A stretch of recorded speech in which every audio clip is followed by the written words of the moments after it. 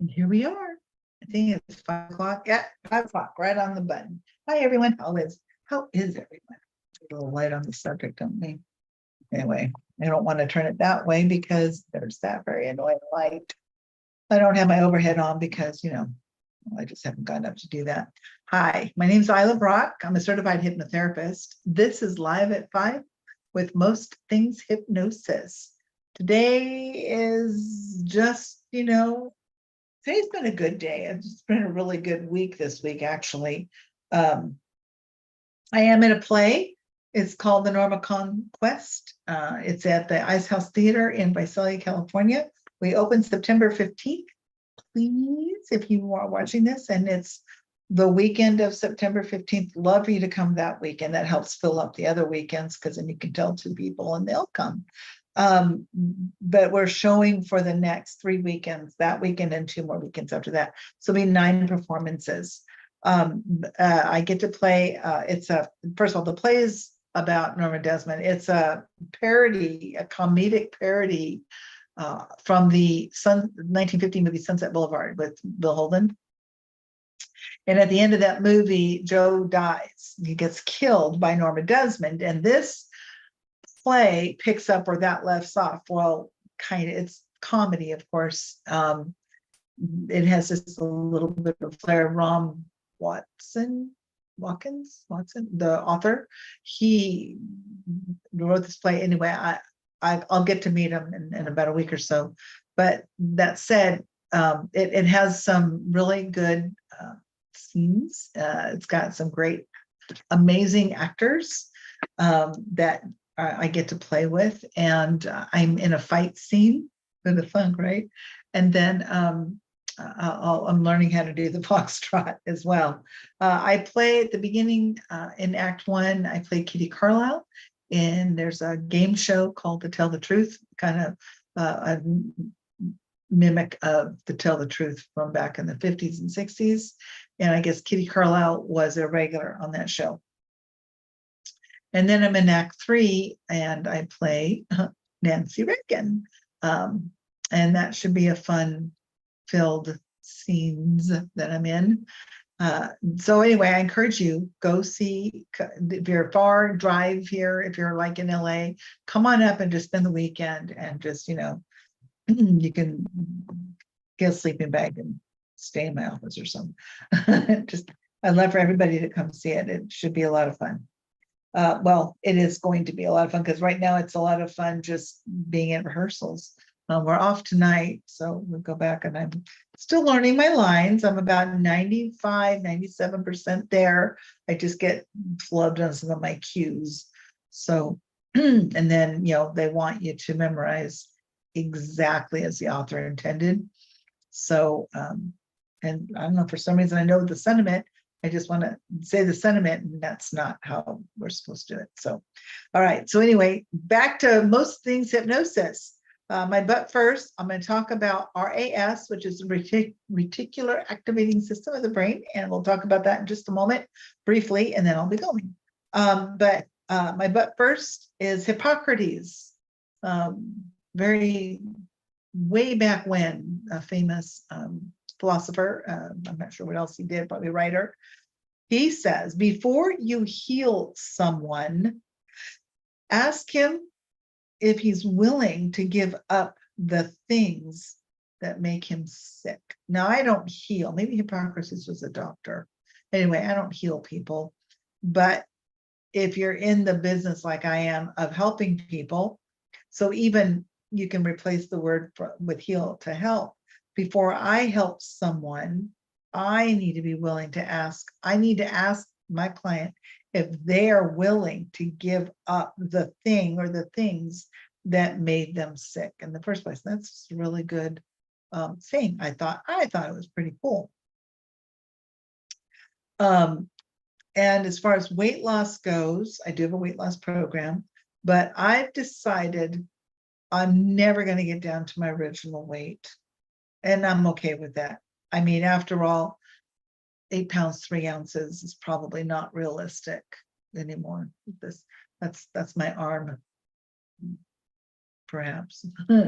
Anyway, And then one more, but first, giving up on a goal because of a setback is like slashing your other 3 tires because you got a flat in one of them. And here's something I'm going to show this actually a picture. To never give up. You never know how close you're going to be. Never give up. You never know how close you're going to be. So look at that. The guy is working and working, decides right at the very end, he didn't think he was making headway.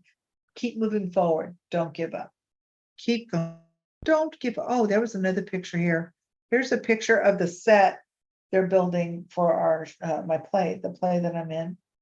This is for Act 3 that they're building here. So, and it looks different than that even now, where I was there last night. So it's going to be a lot of fun. And then, let's see. Oh, here's something about voting. I thought it was cool.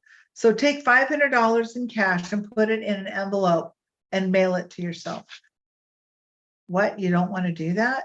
If you don't have the guts to do it because you're afraid it's going to get lost in the mail, then perhaps voting in person is something you should be doing too.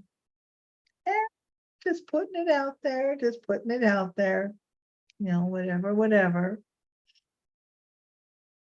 And knowing that I am a hypnotherapist, certified hypnotherapist, I help people with a lot of different issues. Avocational self-improvement. So whatever area in their life they want to improve, they self-improve. So is there part of you that's like, this life, maybe it's stupid, or maybe it's not, you're feeling unvalued or unworthy. I can't move forward. You've got all these reasons or excuses. You don't know how to get rid of them. This is something I can help you collapse. All you got to do is call me and I will help you right over the phone on a consultation call, collapse a limiting belief or help integrate a part of you that's in conflict with another part. It just takes a few minutes and we go through some questions and you can see how just cognitive trance can work, let alone how hypnotherapy can work. It's pretty effective. Okay, so today we're going to talk about the R.A.S. The R.A.S. is the reticular activating system of our brain. Oh, it's so myself. So, but it tracks information. And I'm getting this from Romila Reddy and Kate Burton. Romila Reddy is their name, R-E-A-D-Y, and Kate Burton, she's an NLP coach. The other one. So, but this is something that learning who's directing your life. With billions of pieces of data coming in through your 5 senses every second, you need a way to maintain your sanity. Therefore, you filter this deluge of information through a network of cells in your brain so that only the minutest portion gets through to the rest of the brain. This filter network is called the reticular activating system, the R.A.S. And it works like an antenna, noticing stimuli and noticing the stimuli and alerting your brain to pay attention. The R.A.S. lets in only data that meet a specific or at least one of these specific criteria. The information that's important to your survival, let's say you're asleep and you hear an alarm and you startle awake. Well, that's important to your survival, so it's activated. Information that's novel. The example here is, remember the time you decorated a room and you were so proud of it, and every time you walked by, went in the room, you were just admiring it. And then after a period of time, you don't necessarily notice what you did. Excuse me. I don't know where that came from. Sorry. You don't notice the room anymore, the beauty, the excitement, the pride that you had because the novelty wore off. So your novelty has value. And then the last is the information has a high emotional content. Survival aspects are alerted instantly. If you're asleep and you hear your baby's, get the little monitor, you hear your baby's breathing change, you're on it, mama. But you don't hear your husband snoring next to you because it's not an alert moment, but the high emotional content. So It's the panic sometimes, it's the stimulation, it's the pride. Effectively, RAS operates on the stimuli that are above its threshold of observation. Mundane and daily routines slip below this threshold, helping you to notice things that are relevant to your current goals. Can you remember making a list of and sticking it on the wall? I've done this many times. And then you may notice it for a while, but then you stop seeing it. You've habituated the list. It's part of the wall now. This changes because the list no longer has novelty or value to you, and it has been allowed to just slip away, and it's not observed anymore into that part of your mind. So we're sure you know of chronically unlucky people, those who say I never win anything, lucky breaks don't come my way. If it wasn't for bad luck, I'd have no luck at all. Well, these people's belief system stops them from seeing opportunities. If an opportunity was to jump up and slap them in the face, they'd say, that's too good to be true, as they skirt the opportunity. And then some people always land on their feet, the lucky people, the ones who are open to possibilities. Their way of thinking has them seeking success out of failure because their belief systems dictate that they deserve to win.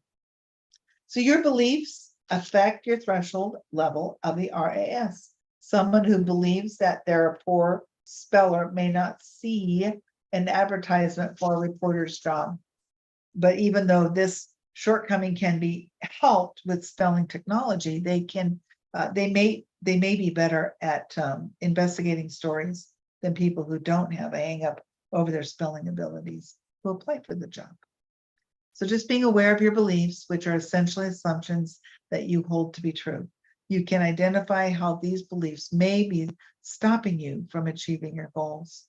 Think of a time when you really wanted to do something, but for whatever reason, were unable to find the opportunity to achieve your goal.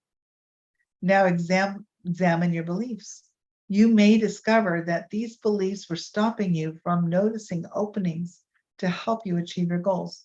Don't have tunnel vision. Sometimes we get that tunnel vision and it can ignite you. It can paralyze you.